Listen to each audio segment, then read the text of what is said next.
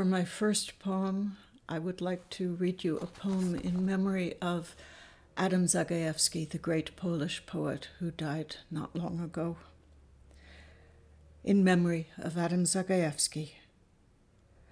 On this first day after your death, I read your books. In one afternoon and an evening, you change from a hopeful young man to a person older.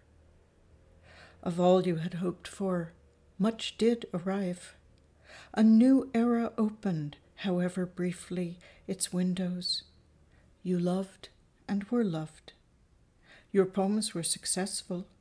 They became themselves fully, also more sad. The love of birds, animals, insects, cities stayed for a lifetime. To them you compared many things. The wind yawned for you once, like a foxhound. Dusk spoke in Sanskrit. You noted calmly the earth's indifference, then noted its chestnut trees' openings, summonings, calls. You lived in 3 countries, carried 3 countries' passports. Time stamped onto their pages its visas' ornate colored inks, grief, history, love, meals, conversations, haircuts. Is it now so quickly for you as you once imagined for poets already dead? Their doubts vanished with them, you wrote. Their rapture lives.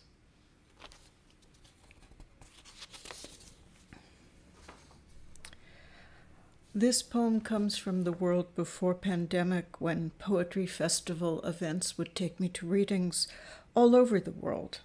And I can't know if that way of doing things will ever arrive again. But I would especially like to thank this International Poetry Festival for inviting me to take part in this year's celebration of UNIAC's 60th anniversary. It's a great honor to be here with you all. In a former coal mine in Silesia. In a former coal mine in Silesia, 1,000 feet inside the earth, a tongue kept speaking. In the Arctic, by the triangular door to the Svalbard seed vault, a tongue almost fearless, almost not clumsy, spoke verbs, conjunctions, adjectives, adverbs, nouns.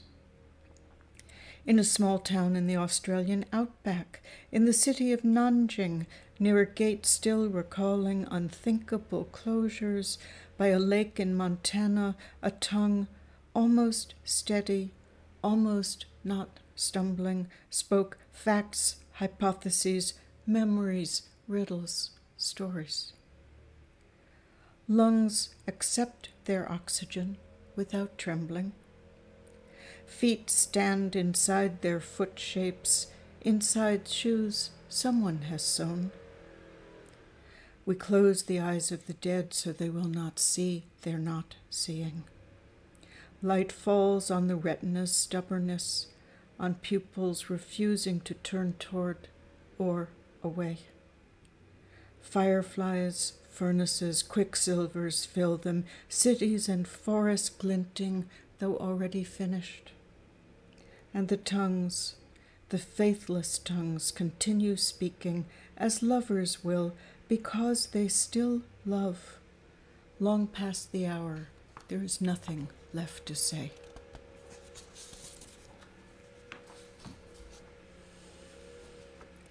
Vest. I put on again the vest of many pockets. It is easy to forget which holds the reading glasses, which the small pen, which the house keys, the compass and whistle, the passport.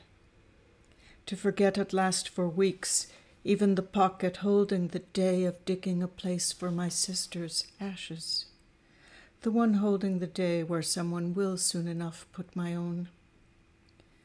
To misplace the pocket of touching the walls at Auschwitz would seem impossible. It is not. To misplace for a decade the the pocket of tears. I rummage and rummage. Transfers from Munich, from Melbourne to Oslo. A receipt for a Singapore copy. A device holding music. Bach, Garcia, Richter, Porter, Pärt. A woman, long dead now, gave me, when I told her I could not sing, a kazoo, now in a pocket. Somewhere a pocket holding a Steinway, somewhere a pocket holding a packet of salt. Borgesian vest, Oxford English Dictionary vest with a magnifying glass tucked inside one snapped-closed pocket, Wikipedia vest, Rosetta vest, Enigma vest of decoding. How is it one person can carry your weight for a lifetime? One person slip into your open arms for a lifetime? Who was given the world and hunted for tissues, for chapstick.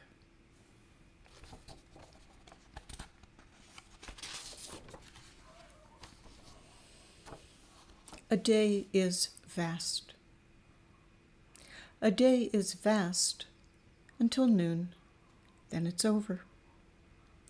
Yesterday's pond water braided still wet in my hair. I don't know what time is. You can't ever find it, but you can lose it. And this last poem can be understood as being about the muse, but when I wrote it, I had more in mind the many poets whose work is truly great, and yet they might have no opportunity to publish. They might not be translated into a language I will ever be able to read.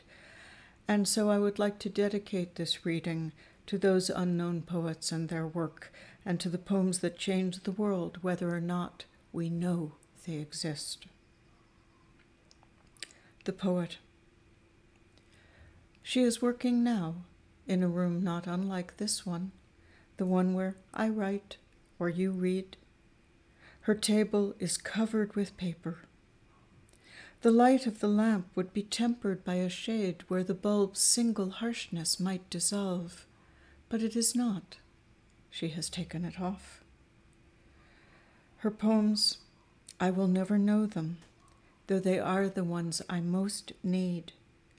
Even the alphabet she writes in I cannot decipher. Her chair, let us imagine whether it is leather or canvas, vinyl or wicker. Let her have a chair, her shadeless lamp, the table. Let one or two she loves be in the next room. Let the door be closed, the sleeping ones healthy. Let her have time and silence, enough paper to make mistakes and go on. Thank you very much.